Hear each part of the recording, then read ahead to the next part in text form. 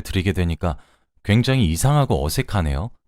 제가 이렇게 사연을 보내게 될 줄은 정말 꿈에도 몰랐거든요. 이렇게 사연을 쓰게 된 이유는 저희 할머니 때문입니다. 제가 저희 엄마를 드디어 지킬 수 있게 되었거든요. 돌이켜보면 지난 날들이 아주 기가 막혔던 순간들이 많았습니다. 이렇게 모질 수 있나 생각도 매번 들었고 힘들어하는 엄마를 보면 가슴이 저릿했었거든요. 그런데 이젠 그럴 필요가 사라졌습니다. 제가 그렇게 만들어버렸거든요. 그 이야기를 한번 해보고 싶어서 이렇게 글을 쓰게 되었습니다. 저는 밑으로 동생이 넷이나 있습니다. 여동생 셋과 남동생 하나, 이렇게 말이에요. 소위 말하는 딸부잣집의 첫째입니다. 제가 이렇게 동생이 많은 이유는 하나였어요. 저희 엄마의 시엄마, 즉 제게 친할머니 되시는 분께서 아들을 그렇게도 바라셨거든요. 저희 엄마는 젊었던 시절에도 지금처럼 순진했고 순수했습니다. 물론 지금도 아주 소녀처럼 여린 감수성과 따뜻하고 고운 마음씨를 지니고 계십니다. 저희 아빠는 그 잘난 3대 독자 집안에서 태어나셨어요. 그나마 다행인 것은 저희 아빠의 성정이 그나마 가부장적이지 않으신 거였죠. 솔직히 여전히 제 눈에는 아빠가 가부장적으로 보이긴 하지만 아빠가 자란 환경에 비해 덜한 편이긴 해요. 저희 엄마랑 아빠는 젊었던 시절 서로를 사랑하다가 제가 생겨버렸고 저를 낳아서 기르고 책임지기 위해서 결혼을 하게 되었습니다. 제가 어렸던 순간부터 기억하는 장면들은 저희 엄마는 항상 앞치마를 메고 있었던 거였어요. 꼭두 새벽부터 밤늦게까지 말이죠. 저희 엄마는 그러니까 제게 친할아버지이자 친할머니인 시부모님을 모시고 살았었거든요. 언제부터인지 기억도 나지 않는 까마득한 어린 시절부터 옆에서 보고 자란 장면은 저희 어머니가 항상 타박을 당하시는 것이었습니다. 타박을 당하는 이유요? 그건 하나였습니다. 아들을 못 낳아서. 참, 말 같지도 않은 이유죠. 하지만 그 말 같지도 않은 상황이 그때는 호암마마보다 무서웠어요. 그렇게 하나둘 제 동생들이 태어났습니다. 제가 제대로 무언가를 인지하고 머리가 커지면서 동생들을 돌보는 일도 제가 맡았어야 했어요. 할머니는 심심하면 저희를 쥐어박았습니다. 밥만 축내는 식충이도 저희보단 도움이 될 것이라고 하면서요. 다행이었던 것은 할아버지는 저희를 너무 이뻐하셨던 점이었죠. 하지만 할아버지도 이뻐하는 것도 잠시였습니다. 아빠도 할아버지도 동이 트면 밖에 나가 일을 해야 했기 때문에 낮에는 엄마 혼자서 시집살이를 견뎌야만 했거든요. 저도 점점 커가니 학교를 가야 했고 엄마는 어린 동생들과 집에 남겨져야만 했어요.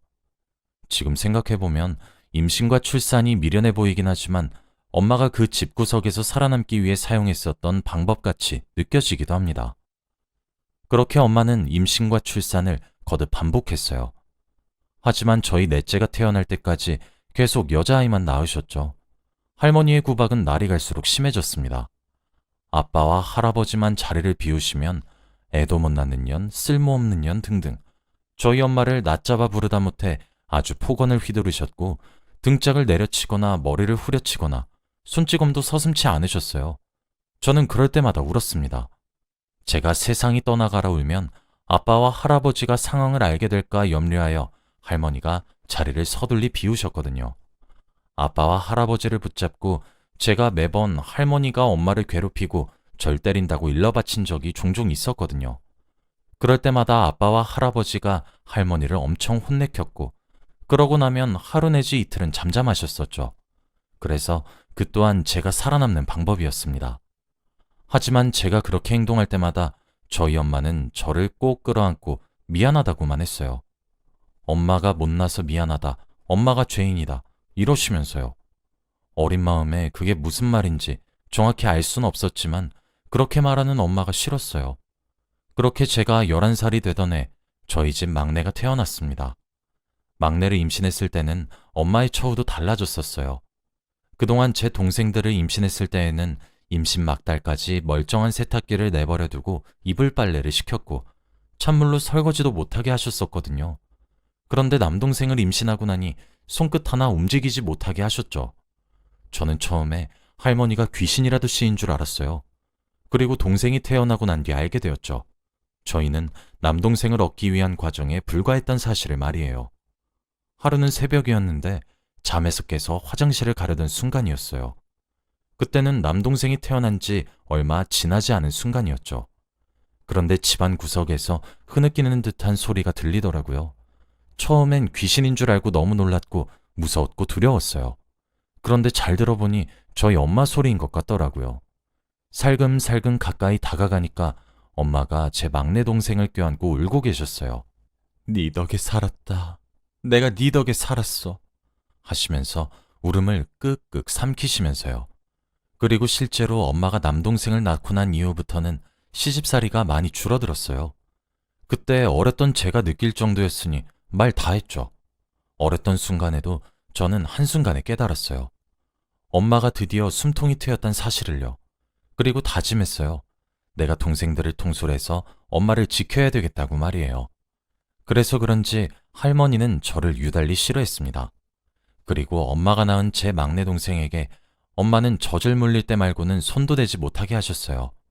할머니 혼자서 물고 빨고 엄마는 그런데도 만족스러워 하셨었죠.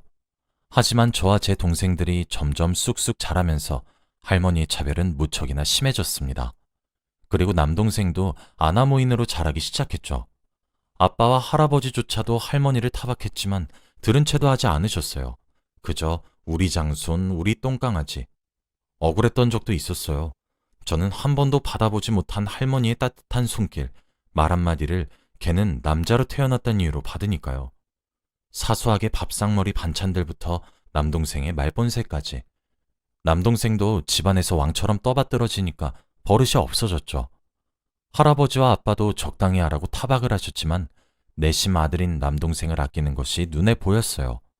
저와 제 여동생들은 소외되어 갔습니다.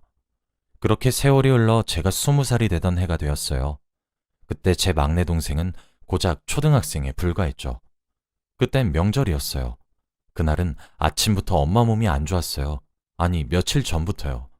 잠도 제대로 자지 못했고 소화도 못 시켰고 생전 힘들다 아프다 소리 한번 하지 않던 엄마였는데 저를 붙잡고 오늘 엄마가 왜 이렇게 힘이 들지? 하시더라고요. 그런 엄마를 붙잡고 할머니는 야, 좀 빨리 붙여라. 우리 장손 새우튀김 먹고 싶으시단다. 하셨죠. 저는 엄마에게 제가 할 테니까 들어가서 쉬라고 얘기했어요. 그런 저희를 보고 할머니는 눈을 흘기며 아이고 아주 효녀 납셨다 납셨어 하며 비꼬았죠. 근데 그런 말들이 20여 년 동안 들었으면 익숙해질 만한데도 그날따라 가슴에 탁탁 박히더라고요. 엄마는 그 말에 한마디 대꾸도 못하고 약 먹으면 괜찮다고 절 안심시키고 할머니께 말했어요. 죄송해요 어머님 이라고요. 지금 생각해보면 그 순간부터 저는 점점 이성을 잃었던 것 같아요. 그러던 순간 엄마가 휘청이는 듯 하더니 털썩하며 쓰러졌습니다. 그때는 아빠도 할아버지도 산소에 가셨던 터라 집에 저희 여자들뿐이었어요. 그런데 제가 너무 화가 났던 것은 무엇인지 아세요? 할머니가 쓰러진 엄마를 보고 그러더라고요. 참 일을 하는 티를 낸다네. 아휴, 너 뭐하니 안 일어나고 라고요. 그 얼굴이 사람인지 사람 탈을 쓴 악마인지 분간이 안 되더라고요. 남동생도 지 엄마가 쓰러졌으면 울고불고 매달려야 되는 것 아닌가요? 그저 지 엄마를 돌같이 쳐다보며 멀뚱멀뚱 서 있는데 그동안 남동생이 싸가지가 아무리 없어졌어도 친부모에게 저럴까 싶었는데 그제서야 제 눈 위에 씌어있던 것이 사라지는 듯 하더군요. 혼비백산된 여동생들과 쓰러진 엄마를 챙길 사람은 저뿐이었어요. 119에 전화를 했고 급히 응급차를 타고 응급실로 향했죠. 극심한 스트레스로 잠시 혼절한 것이라는 의사 선생님의 말을 듣는데 터질 게 터졌다 싶었어요. 그렇게 사람을 정신적으로 괴롭히고 옥죄어오는데 지금까지 버틴 엄마가 용하다 싶더군요. 절 따라온 둘째와 셋째 여동생에게 엄마를 맡겼습니다. 아빠에게 전화를 했고 아빠가 올 때까지 엄마 곁을 지켜라고 했죠. 그리고 넷째를 데리고 저는 집으로 돌아왔습니다. 그런데 남동생이 할머니를 보고 배워서인지 아니면 정말 생각머리가 사라진 것인지 절 보자마자 유난이네 유난 라고 하더군요. 평소에도 나이 터울이 한참이나 나는데도 야이야거리고 제 여동생들 누나 취급은커녕 하녀 취급을 하는 것도 제가 벼르고 있었어요. 그나마 저는 조금 어렵게 대했거든요. 적어도 남동생은 그날 하루는 쥐 죽은 듯이 있었어야 했어요. 저는 엄마를 순간적으로 잃을까봐 겁이 났었고 한껏 예민해져 있었는데 쓰러진 엄마를 보고 장난이든 진심이든 유난이라 말하는 동생을 두고 볼 수 없었습니다. 아직 초등학생인 남동생을 제압하는 건 누워서 떡을 먹는 것보다 식은 죽을 먹는 것보다 쉬웠습니다. 머리채를 잡고 제 방으로 데려갔더니 울고불고 난리를 치더군요. 할머니도 난리가 났더라고요. 그런데 생각을 해보세요. 20대 초반이었던 팔팔한 제가 80대 노인 하나 못 부리쳤겠습니까? 방에 질질 끌고 데려가 구석에 던져 박았습니다. 넷째 동생이 걱정되었는지 언니 하면서 저를 졸졸 쫓아왔더군요. 앞으로 펼쳐질 일들이 넷째에게 보여줄 꼴은 아닌 것 같아 내보냈어요. 언니가 우리 남동생 혼을 좀 내야 될 것 같아. 그러니까 엄마 방에 들어가서 이불 덮고 귀 꼭 막고 있어. 알았지? 착한 넷째는 응 언니 많이 화내지 마. 언니도 엄마처럼 아프면 안 되니까 하더니 제가 시킨 대로 방으로 들어가더군요. 남동생은 저한테 악다구니를 쓰기 시작했어요. 저한테 야야거리며 쌍욕을 하기 시작하더군요. 대체 그런 저급한 욕은 누구한테 배웠나 싶었는데 남동생이 내뱉는 모든 욕들은 할머니가 저희 엄마를 향해 내뱉는 말들이었습니다. 제 마지막 남은 이성의 끈을 놓게 만들기엔 아주 충분한 단어들이었죠. 초등학생의 입에 나오기도 힘든 말을 내뱉었고 그런 말을 들을 때마다 제 손엔 힘이 들어갔어요. 그동안 나이 많은 큰 누나여서 누나들 중에서 가장 어려워했던 저였지만 그래도 형제 중에서는 제가 남동생을 가장 많이 보살폈고 챙겨주었으니까요. 끝까지 눈을 똑바로 뜨고 절 노려보는 남동생을 보고 바닥에 널브러진 효자손을 들었어요. 남동생은 그제서야 제가 평소와 다른 상태인 것을 직감했는지 두 눈이 공포로 물들더군요. 너 오늘 잘 걸렸다. 뭐? 유난? 넌 네 엄마가 쓰러졌는데 유난이란 소리가 나와? 내가 평소에 네 버르장머리 얻어 터지기 전에 고치라고 몇 번 말했어. 그래, 너 오늘 너 죽고 나 살자. 일로 안 와? 그제서야 남동생은 눈물 콧물 다 짜면서 잘못했다고 싹싹 빌더라고요. 제가 정말 화가 났던 이유가 뭔지 아세요? 제가 뭘 잘못했냐고 물으니까 남동생이 제 잘못을 모조리 알고 있었던 거였습니다. 저는 모를 줄 알았어요. 몰라서 그렇게 행동하는 줄 알았어요. 그랬더니 누나들을 우습게 여기고 부렸던 것도 잘못했고 엄마한테 대들고 못되게 군 것도 잘못했고 할머니 등 뒤에 숨어서 저희를 조롱했던 것도 잘못했고 등등 지 입으로 술술 이야기를 하더군요. 그때 방문이 바깥에 있는 누군가에 의해 열렸고 뒤를 돌아보니 아빠와 할아버지가 서 계셨습니다. 남동생과 씩씩거리는 절 보더니 두 분 다 말을 잃으셨어요. 내가 저 조그만 새끼 버릇없이 구는 것도 어려서 그렇겠지, 몰라서 그렇겠지, 오냐오냐 하며 봐줬는데 제가 배 아파 낳아준 지 엄마 쓰러지니까 유난이래 유난. 아빠고 할아버지고 나발이고 그냥 사라졌으면 좋겠어. 일 크게 만들기 싫어서 모른 척하고 그냥 넘기는 거 모르는 줄 알아요? 그럴 때마다 우리 엄마 속은 썩어 문드러져만 가는데 아들 거려서 아들 하나 낳아줬으면 됐지. 뭘 더 바래? 두 번 다시 이 집 구석 발도 안 들어놓을 거니까 엄마랑 우리 찾지도 마. 아빠랑 할아버지는 적어도 그럴 자격 없어. 저는 넷째를 챙겨나가며 남동생에게도 경고했어요. 한 번만 더 버르장머리 없이 굴어보라고. 그렇게 굴다가 죽는 수가 있다고 말이에요. 겁에 질려 딸꾹질하는 남동생을 보고 저 조그만 놈이 뭐라고 우리가 그렇게 고생했나 싶어서 눈물이 나왔습니다. 넷째와 함께 엄마가 있는 병원에 오니까 엄마가 정신을 차렸더군요. 엄마는 퇴원하고 집으로 돌아가려고 했어요. 저는 그동안 학창시절부터 틈틈이 소량의 돈을 저축해왔고 당장 몇백만 원 정도는 제 수중에 있었습니다. 그 돈으로 모텔을 잡았어요. 집으로 돌아가려는 엄마를 그냥 잡아 끌고 무식하게 모텔로 들어왔어요. 너무 울어서 지친 새 여동생들을 재우고 엄마와 처음으로 맥주를 한잔 했습니다. 엄마한테 솔직하게 말했어요. 남동생을 두드려 팬 일, 아빠랑 할아버지한테 악다구니 쓴 일, 할머니 밀친 일, 전부 다요. 그리고 제가 자라오면서 느꼈던 차별감, 소외감, 박탈감 등등 속 얘기를 처음으로 전부 했던 것 같아요. 엄마는 아무 말 없이 제 말을 묵묵히 들어주셨어요. 조금 놀란 듯 했지만요. 저는 엄마한테 말했어요. 엄마가 집에 아무리 가고 싶어도 이젠 내가 못 가게 막을 거고 내 피를 나눈 여동생들도 그 생지옥에 들어가는 거 두 눈 뜨고 절대 못 지켜본다고 말이에요. 반감만 했던 할아버지도 우리를 지키지 못한 아빠도 전부 다 꼴보기 싫으니까 엄마에게 이혼하라고 화를 냈어요. 사람이 그렇게 한번 진절머리가 나버리기 시작하니까 그 집 구석에 더 이상 발도 들이밀기 싫었죠. 엄만 일단 제가 오늘 너무 흥분했으니 진정 좀 하고 생각하자며 저를 달랬고 그렇게 우리 모녀들은 잠들었죠. 다음 날이 되고 날이 밝자 저희가 묵고 있는 모텔로 아빠와 할아버지가 오셨더군요. 제가 잠든 사이 엄마가 연락을 해놨던 것 같았죠. 꼴도 보기 싫은 아빠와 할아버지였기에 얼굴을 보자마자 문을 쾅 닫으려고 했는데 엄마가 저를 말렸어요. 아빠와 할아버지는 모텔로 들어오셔서 집에 가자고 하시더군요. 저는 동생들과 엄마를 그딴 집구석에 못 데려간다고 버텼어요. 저도 처음 해보는 반항이었는데 이게 배째라는 식으로 한번 나가기 시작하니 막 나가게 되더라고요. 그때 아빠랑 할아버지가 그러더라고요. 미안하다고요. 이제 와서 겨우 사과 한마디로 퉁치는 거냐고 비꼬니까 그래도 미안하다고 하더군요. 제가 그렇게 집을 쑥대밭으로 만들고 나간 뒤 남동생이 고통을 호소해서 병원 응급실에 데려갔답니다. 할머니는 아이고 아이고 하면서 알아눕고요. 그때 아빠랑 할아버지가 처음으로 으름장을 놓으면서 남동생을 겁박했더니 남동생이 그동안 있었던 일을 술술 풀었답니다.